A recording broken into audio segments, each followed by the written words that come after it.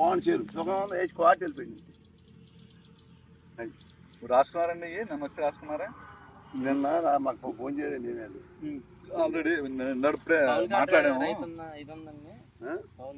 లేదు పని ఆడతారా అంటే మీకు కూడా కౌలు చేసే వాళ్ళు కూడా ఇమ్మని చెప్పేసి రైతు మాట పని నీకు బాబీ కౌలు తీసుకుంటున్నాడు ఉన్నావా పని కౌలు తీసుకుంటున్నాడు ఈ పని డబ్బే పడదు అన్నాడు ఉన్నావా.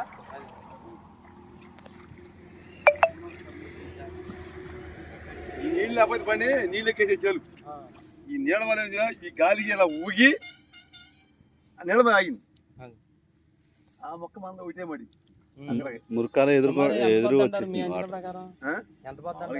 ఎకరా 10 బత్తాలు మామూలుగా నీకు సవ్యంగా ఉంటే నీకు 40 బత్త పైన 10 బత్తాలు పోతాయి. తేలికేసుకుంటే 10 బత్తాలు తక్కువ ఎకరానికి 10 బస్తాలు మాటలా కష్టం పోయినట్టే మనకి మిగిలి పోయిందండి. నేనే కాదు ఇదే పరిస్థితి తొట్టి మొత్తం ఒకే పరిస్థితి చేసినాయి అన్నీ అందరితో పడిపోయినట్టు. ఆల్రెడీ ఇప్పుడే ఫోన్ చేసాం అధికారులకు కూడా అందరు రాసుకుంటారంట 15,000 దాకా గుర్తించారంట 15,000 ఎకరాలు. మిగతా కూడా సాయంత్రం రిపోర్ట్ అవుతుంది అని చెప్పి అన్నారు.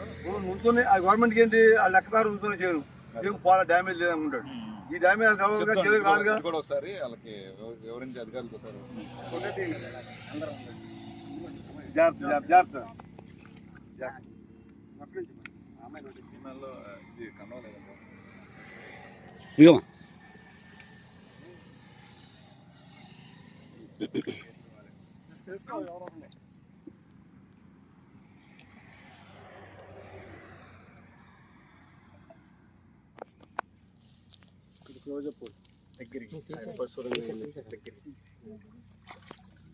మానుగాయి తాగు ఒకసారి రైతు చెప్పారు. గురైనటువంటి రైతుల్ని పరామర్శించడానికి భారతీయ జనతా పార్టీ తరఫున మండలంలో పర్యటించడం జరుగుతుంది.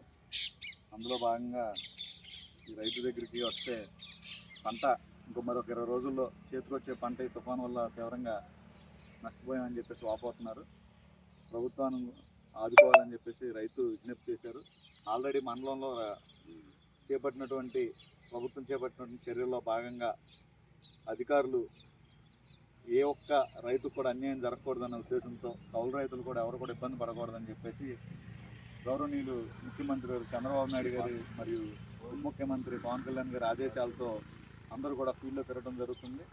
అక్కడ ముందు చూపుతో గత సంవత్సరంలో ముందుగానే కాలువలన్నీ కూడా పూడికి తీయటం వల్ల ఈరోజు పెద్ద ఎత్తున నష్టాన్ని నివారించడానికి ఈ ఉపయోగపడింది. ఎందుకంటే అది కానీ ముంపు కాలువలు కానీ క్లియర్ చేయకుండా గుర్రపు కానీ తీయకుండా ఉండుంటే ఈరోజు తీవ్రంగా రైతు ఇది కూడా లేకుండా పంట పూర్తిగా నష్టపోయే పరిస్థితి వచ్చేది.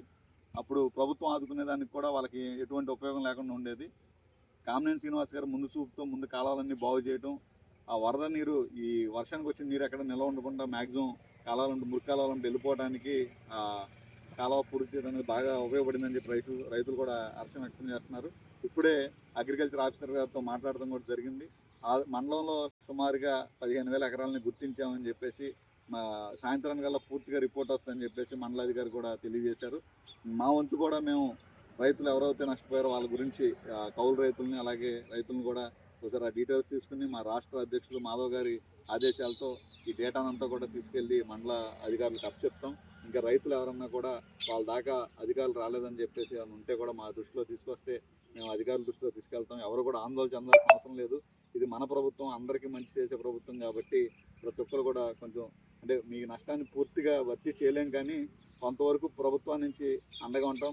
నరేంద్ర మోడీ గారు అందుకని ప్రతి ఒక్కరు కూడా ఫసల్ బీమా యోజన చేసుకునే లేకపోతే ఇన్సూరెన్స్ కూడా వస్తుందని చెప్పేసి ప్రతి ఒక్కరికి ముందుగానే ఒక అవగాహన ఏర్పాటు చేయడం, ఇలాంటి తుఫానులన్నిటి కూడా ఎదుర్కోవడానికి ఉంటుందని చెప్పేసి మీ అందరికీ కూడా రైతులందరూ కూడా మా వంతు కొంత మనోధైర్యాన్ని ఇవ్వడానికి పర్యటన చేస్తామని చెప్పి తెలియజేస్తాం.